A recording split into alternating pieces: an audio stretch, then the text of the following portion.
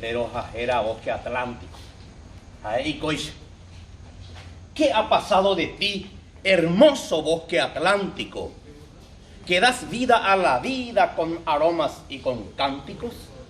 ¿Qué ha pasado de ti, que tus propios beneficiarios te han destruido hasta el fin, creyéndose propietarios?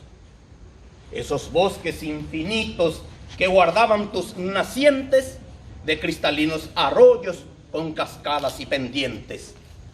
He vivido y he gozado mi niñez desde chiquito, deleitando mis oídos con el trino del pajarito. ¿A dónde se han marchado? ¿Dónde estarán guarecidos?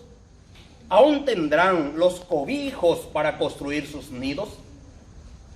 Cada vez van quedando menos los árboles, el monte amigo, que nos daban vida plena y a la fauna un lindo abrigo. Qué cruel se vuelve el hombre cuando es tan ambicioso, con egoísmos tremendos deja un mundo desastroso. No le importa que sus nietos, generaciones que vienen, condenados nazcan con males que ya traen en sus genes. ¿Acaso creen que el mundo es solo para unos pocos? ¿O creen que vivirán por los siglos de los siglos?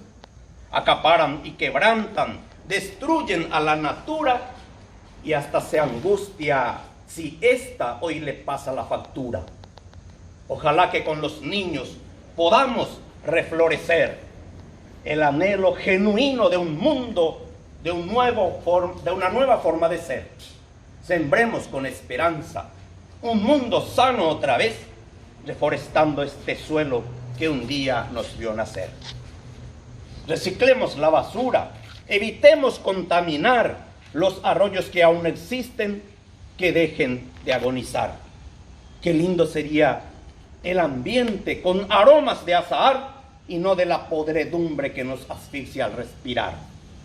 Qué lindo sería el mundo, lleno de cordialidad, con niños fuertes y sanos, conscientes de su accionar.